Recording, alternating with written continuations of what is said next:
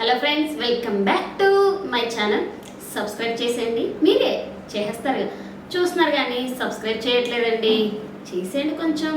మీరే దివ్య గారి మదర్ నిజం చెప్పారా అబద్ధం చెప్పారా? కళ్యాణ్ ఏంటి ఇలా ఉన్నావు? వావ్, ఇమాన్యువల్ డిమా చాలా ఇన్నోసెంట్ అండ్ అమాయకంగా ఉన్నారు. ఏమీ ఎక్కువగా మాట్లాడలేదు.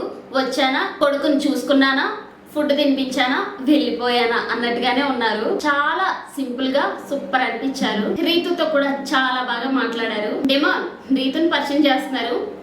రీతు అని నేను చూస్తూ ఉన్నాను అంటున్నారు. అలాగే రాగానే తినిపిస్తుంటే ఇమాన్యువల్ కామెడీ, ప్రోటీన్ పౌడర్ ఏమో అనేసి, లేదు డ్రై ఫ్రూట్ లడ్డు రీతుకు కూడా పెట్టమ్మా అంటారు. బాగా అనిపించింది. డిమా నాన్నకి ఎలా ఉంది అంటే బానే ఉంది అని చెప్పారు. నిద్రపోవట్లేదేంటి, బాగా నిద్రపో అంటే లేదమ్మా రోజుకి 3 times వండాలి కదా, ఎవరికి వంట రాదు, వండుతున్నా అంటారు. ఏంటమ్మా చింటూ అని చెప్పేశావు, ఇంక వీళ్ళందరూ ఆడుకుంటారు. డాడీని మిస్ అవుతున్నా అంటే ఏం బెంగ పెట్టుకోవద్దు, ఇప్పుడు బాగా ఉన్నారు, ఇంకా బాగా ఆడాలి, ట్రై చేయి అంతే. ఇంకా ఏం చెప్పలేదు. ఈ ఇంట్లో నాకు బాగా సపోర్టు ఆ అమ్మాయి, అందరూ బాగా ఉంటారు కానీ ఆ అమ్మాయి ఎక్కువ సపోర్టు. కాబట్టి ఎవరు మనతో బాగుంటారో వాళ్ళతో బాగుండాలి కదా అమ్మా, అందుకే ఆ అమ్మాయితో బాగుంటున్నా. అందరికి క్లారిటీ ఇచ్చేశాడు. ఫ్యామిలీ ఫోటో తీసుకోలేదు అని ఏమైనా అనుకుంటున్నారా అంటే లేదు, తనకి నాన్న లేరుగా, అర్థం చేసుకున్నా అని సూపర్ అనిపించారు.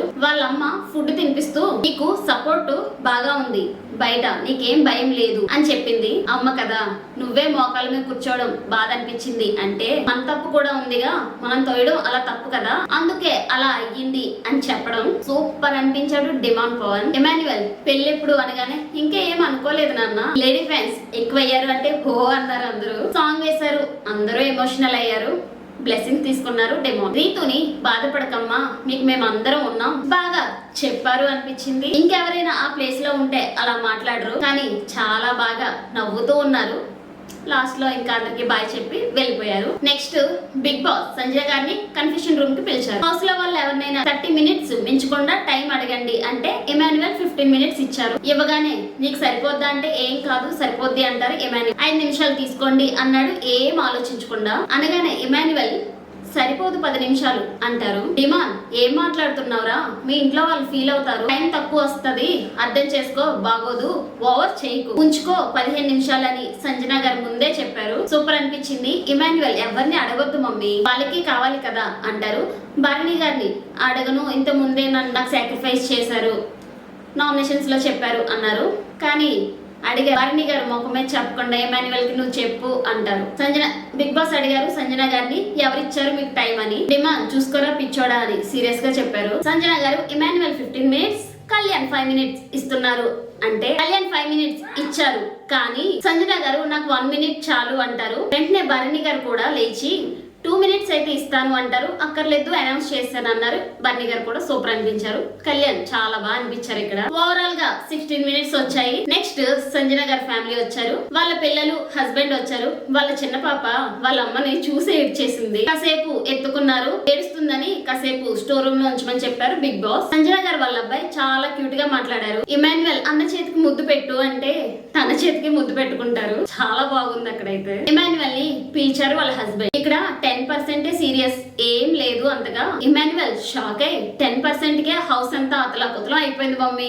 ఇమాన్యువల్ వాళ్ళ అబ్బాయిని ఆడిస్తూ మీ మమ్మీని పంపించేసి నువ్వు ఉండరా, మీ మమ్మీతో తలనొప్పి, అందరితో గొడవ వేసుకుంటుంది, వీకెండ్ లో కూడా నన్నే లేపుతారు నాకు సార్ అని చెప్పడం. అది మళ్ళీ నువ్వు చెప్తావా మీ మమ్మీకి అంటే ఓకే అంటాడు. తనకేం అర్థమైందో. బాగుంది కామెడీ. టైం అయిపోయింది అన్నారు బిగ్ బాస్. అమ్మ అని ఏడవద్దు అంటారు సంజన గారు. లాస్ట్ లో సాంగ్ వేశారు, వెళ్ళిపోయారు. నెక్స్ట్ దివ్య వాళ్ళ అమ్మగారు వచ్చారు. బాగా ఎంటర్టైన్ చేశారు. వారు వన్ సైడ్ అన్నట్టుగా మాట్లాడారు. యాక్టింగ్ ఏం లేదు, జెన్యూన్ గా ఏమనిపిస్తే అది చెప్పేశారు. దివ్య ఏడుస్తుంటే ఎందుకు ఏడుస్తావు అంటారు. మనం లోకల్ అని చెప్తే ఇమాన్యువల్ అండ్ రీతు స్టెప్ వేశారు, డిబిరి అని. అందరూ తనతో వాళ్ళ దివ్య మదర్ కూడా డాన్స్ వేశారు.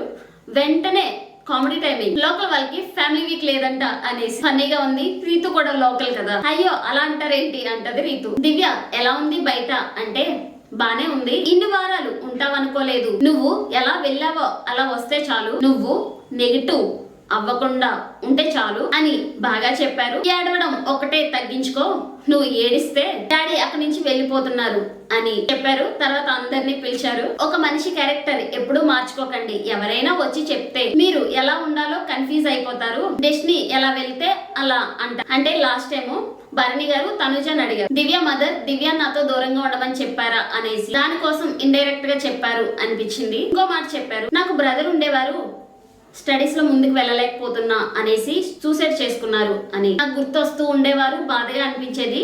టీవీలో ఒక పర్సన్ ని చూస్తే అన్నయ్యలా అనిపించారు. నాకు బ్రదర్ అయ్యేలా ఒకరు ఉన్నారు, ఆయన్ని అన్న అని పిలువు అంటేనే మిమ్మల్ని బ్రదర్ అని పిలిచింది. నా కోరిక తీర్చు అని చెప్పాను. చాలా ఎమోషనల్ గా చెప్పారు. నెక్స్ట్ రీతు అండ్ పవన్ గురించి చెప్పడం, ఒకరికొకరు మాట్లాడుకోరు. మీరు అప్పటికే అరుచుకుంటారు, కొట్టుకుంటారు, అలుగుతారు. బయటికి వెళ్ళాక కూడా ఇలాగే ఉంటారా అన్న డౌట్ అనేస్తారు.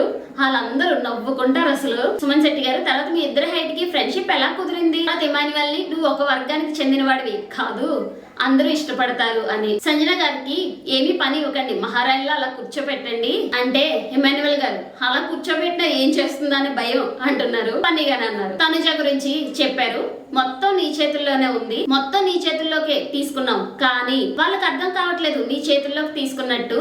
నెగిటివ్ గా కాదు పాజిటివ్ గానే చెప్తున్నా అంటారు. అంటే ఆటని తన కంట్రోల్లో తీసుకున్నారు. ఇమాన్యువల్, భరణి అండ్ కళ్యాణ్ అంటే సపోర్ట్ చేయకపోయినా ఏం చేయకపోయినా ఏడుస్తుంది, అలుగుతుంది అనే ఉద్దేశంతో చెప్పారు. అది కరెక్ట్ గా చెప్పారు అనిపించింది, బాగుంది. నెక్స్ట్ కళ్యాణ్ కి పక్కింటి అబ్బాయి సిలిండర్ వచ్చింది తీసుకొచ్చే బాబు అంటే దేనికి నో చెప్పిన పర్సనాలిటీ సూపర్ గా చెప్పారు. అందరికి ఎమోషనల్ సాంగ్ వేశారు, ఈవిడికి మాత్రం ఎమోషనల్ ఏం లేదు. డీజే టిల్లు వేశారు, సూపర్ గా ఎంటర్టైన్ చేశారు. అమ్మ కూతురికి హైప్ ఇచ్చినట్టుగా అనిపించింది. సబ్స్క్రైబ్ చేసేయండి, మీరే చేసేస్తారు.